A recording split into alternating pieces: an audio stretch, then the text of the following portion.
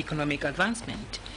So do we see this as a beginning of the Gambia or Africa standing on its own feet without Western help of any kind?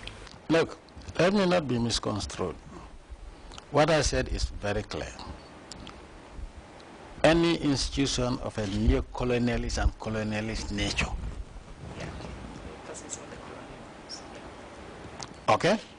I am not saying Gambia. What I said is very clear. We will not support any institution, we will not be a member of an institution that is neo-colonialist. So, that doesn't mean I'm anti any international organization. No, I didn't say that. What we said, and what the reason why we left is that the Commonwealth is a neo-colonialist institution, and also is the only institution where the leadership is not subject to elections, and the leadership is not subject to change, and you cannot even question it. So what type of democracy are we talking about? The UN, we have the Secretary General changing every number of years. The AU the same, the OIC the same. Why not the Commonwealth? Do you understand? Where one is the supreme life leader. Do you think the British will say you're only just getting at the British? Oh, so if the British think that they own the Commonwealth, that is a good reason for us to leave. Why would they think that they own the Commonwealth? And in terms of other institutions, now that we have made that clear, we've got the ICC, which is led by the formidable, great woman that is a former member of your cabinet.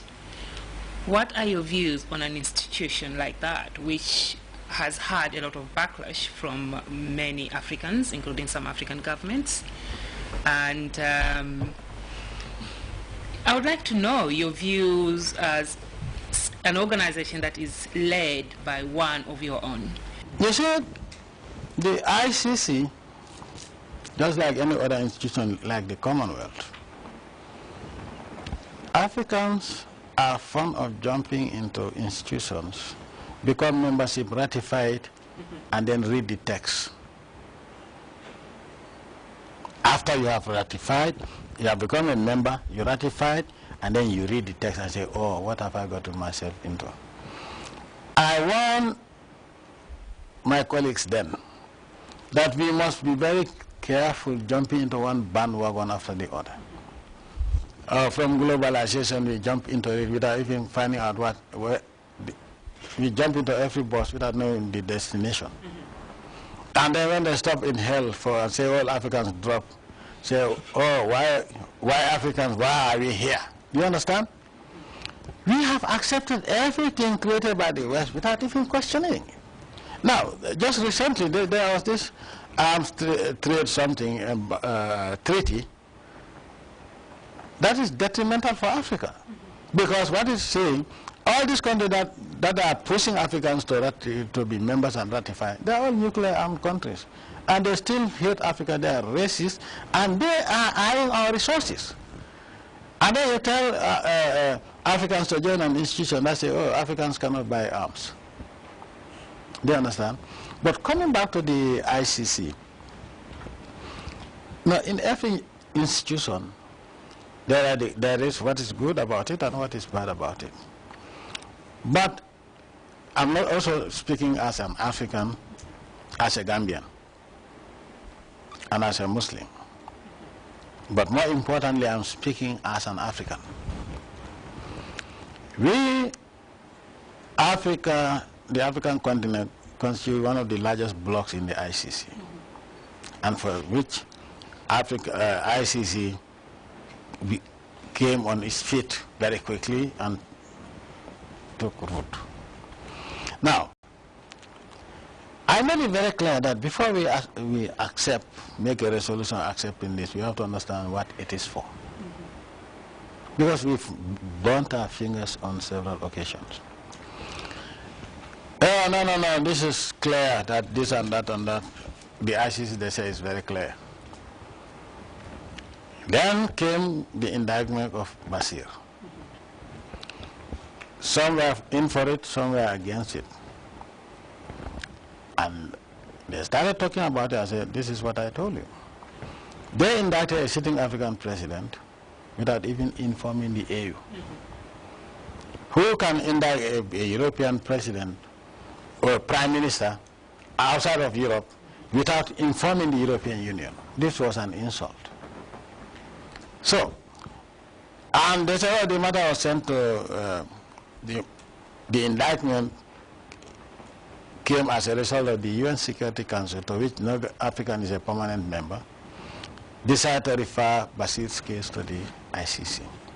Okay, that is, it's one of two ways of getting somebody to the ICC, either by the country itself or being referred, the case being referred by the Security Council.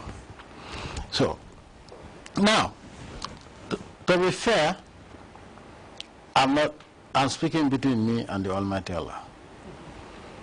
That when I hear my colleagues complain about the ICC, I feel ashamed, because the cases that they are talking about, and turn around and say, oh, ICC is following, apart from the case of El Bashir, all the other cases were referred by African governments. Do you understand? The case of Kenya was referred to by the then government of Kenya. The case of Laurent Gbagbo. Laurent Gbagbo was not arrested by the ICC. He was arrested by his own people, own government, and handed over to the ICC. Joseph Kony of the LRA was referred to the ICC by the Ugandan government. As far as I know, there is not a single case, apart from that of Bashir, where an African government didn't refer the case. The ICC also, as far as I know, cannot just go into a country like that without the country exhausting all the legal requirements. But all the cases, as far as I know, that are currently under at the ICC, referring to Africa, were referred to the ICC by African governments. And then we turn around and say the ICC is racist. Well, they're following only Africans. If only Africans refer cases, if you don't want the ICC to treat cases, let us not refer cases to the ICC, period. So you do not agree with the notion that the ICC targets Africans because it's not actually the Africans themselves have chosen to? No, I do not agree, and I will never agree to it, because at some point in time, there was a move by some African leaders to endorse the arrest warrant, the indictment and the arrest warrant against El Bashir in Sirte.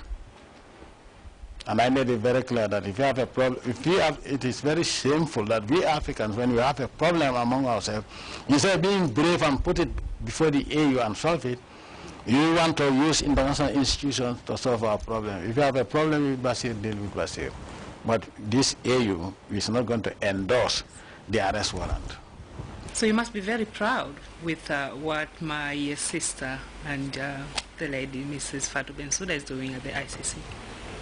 She's an international civil servant. I'm proud not because she is a Gambian.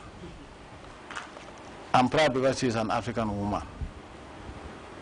This was a post that, to be quite honest, is not meant for Africans to head. But today, if Africans head an institution, I think you should work with the institution, especially an institution where we contribute a great deal to have it created. Do you understand?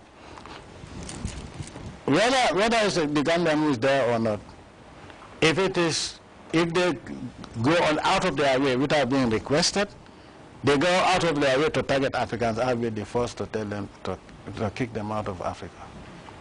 But these are cases that we reported. The case of Kenya was reported, and I told them in Addis when they were trying to make money, I said, look, I think the best thing you should do is work out a mechanism with the ICC to say, okay, now that there's a new government and the leadership is elected, I think let's find a way of allowing the case to be treated by the government of Kenya. I think it would have been more honorable to negotiate than just